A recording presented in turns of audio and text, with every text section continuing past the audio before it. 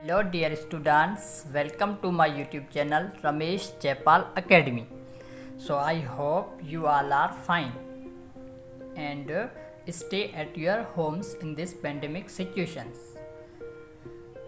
So dear students, today's our lecture topic is exercise 2.6.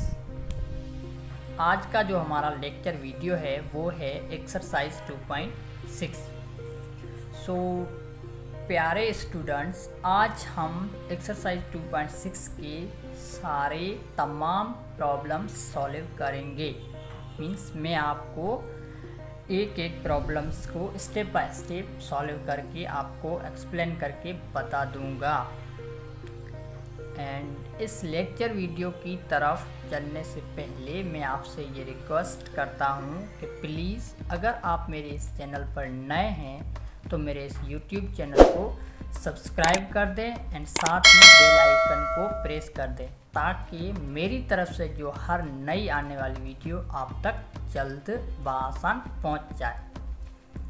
Okay, अब हम चलते हैं हमारी एक्सरसाइज 2.6 पर। एक्सरसाइज 2.6 जो है वो सारी है किस पर, nth root of positive real numbers पर, जो कि हमने इससे पिछली वीडियो पढ़ी है।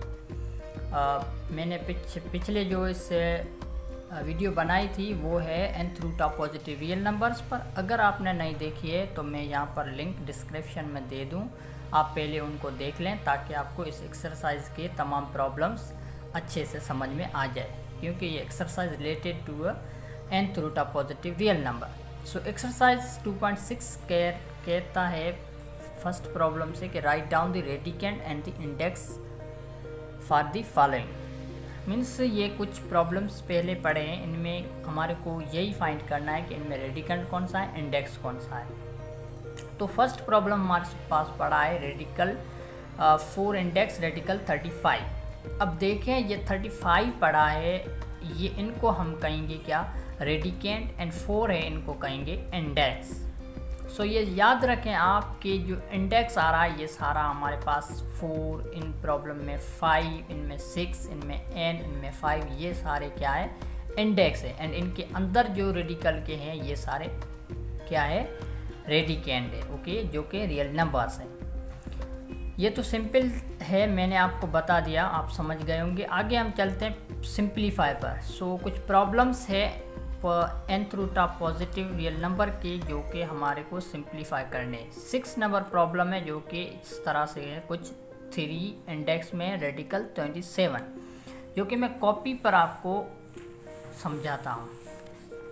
एक्सरसाइज 2.6 का 6 क्वेश्चन ये कहता है कि हमारे पास प्रॉब्लम है रेडिकल में 27, इनका जो इंडेक्स है वो है 3 है।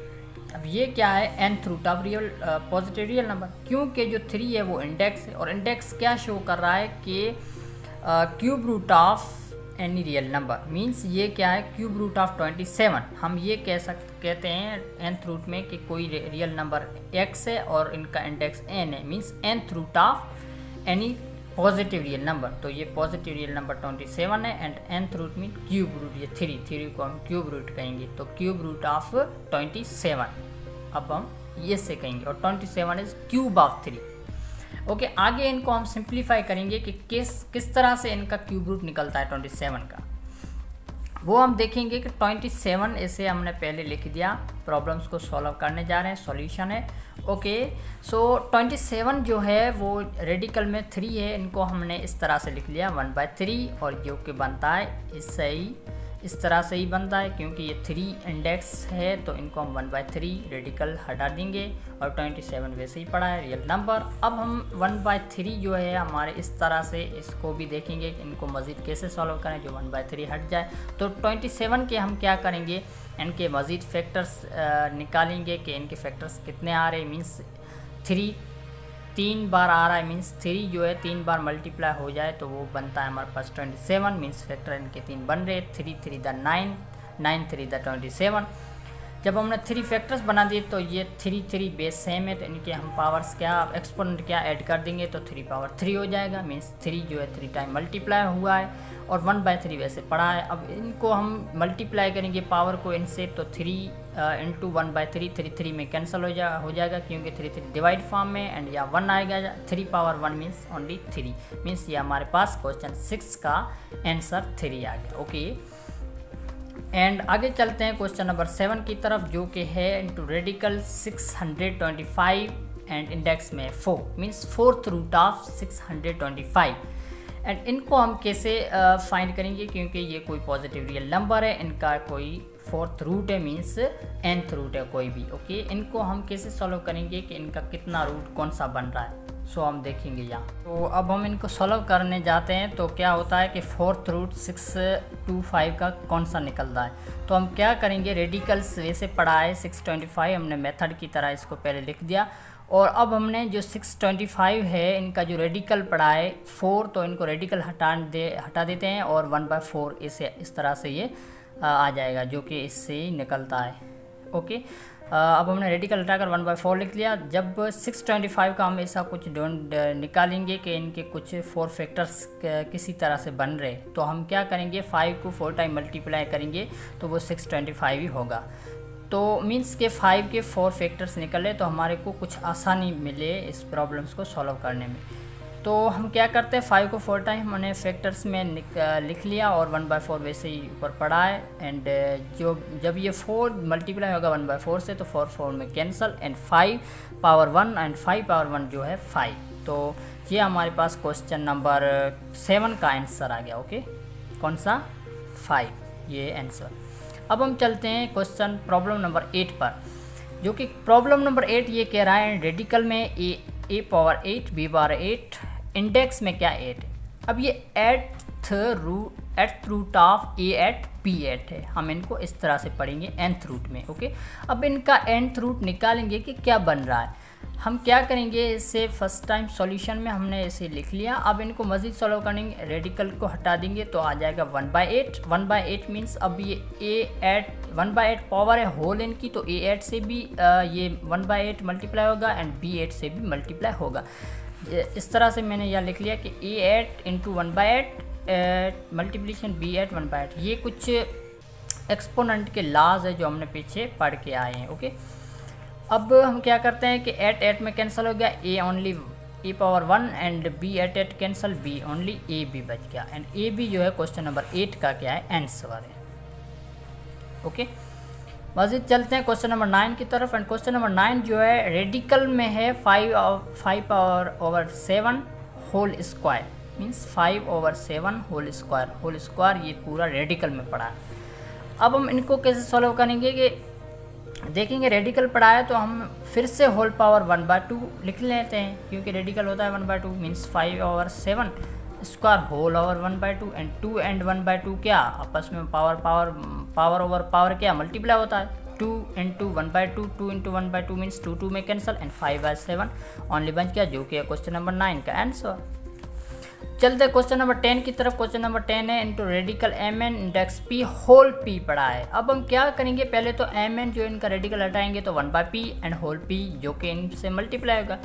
किस तरह से कि mn पड़ा है, अब हमने 1/p मीन्स रेडिकल हटा के लगा लिया, इनका इंडेक्स जो था एंड इंटू p कर दिया, तो p over p means p में कैंसिल हो रहा है, कैंसिल हो रहा है तो mn ओवर 1 मीन्स ओनली बच रहा है हमारे पास mn, एंड mn जो है क्वेश्चन नंबर 10 का क्या है, आंसर है। ओके, अब हम चलते हैं क्वेश्चन नंबर 11 की तरफ। क्वेश्चन नंबर 11 कहता है इंटू रेडिकल 81 ओवर 125 जो कि इंडेक्स में 3।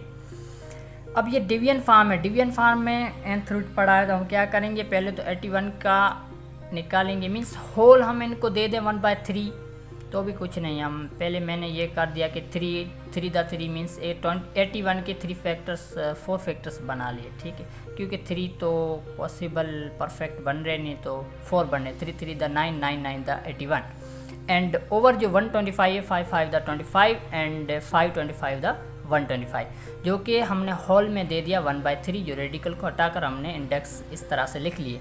अब हम देखेंगे इनमें कौन सा जो हमारे पास बन रहा है मींस फैक्टर 81 की, एंड 81 का हम देखेंगे ये जो आ रहा है ये क्यूब में आ रहा है या स्क्वायर में। क्योंकि क्यूब में आ रहा है तो हम 3 टाइम इनके जो क्या फैक्टर लेंगे, ठीक है। 3 टाइम मीन्स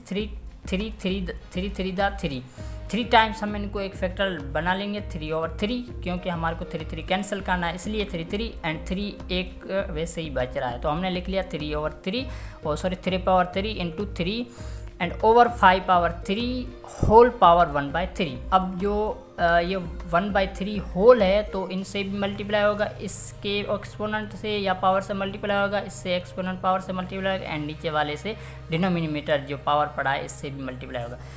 जिस तरह से कि जब इससे मल्टीप्लाई होगा तो 3 में कैंसिल, ओनली 3 बच गया, एंड नीचे वाले से 3 कैंसिल तो 5, 3/5 दोनों आज़ाद हो गए, जो कि मैंने इस तरह से लिख लिया। एंड 3 जो बच रहा है वो इसे इन पर पावर 1/3 आ रही है, एंड इन पर पावर 1/3 आ रही है तो इनको हम इस तरह से भी लिख सकते हैं 3 इंडेक्स 3, क्योंकि ये फिर से भी बन रहा है 1/3 बन जाता है, तो इसलिए हमारे पास ये सारा आंसर आ गया इनमें क्वेश्चन नंबर 11 का।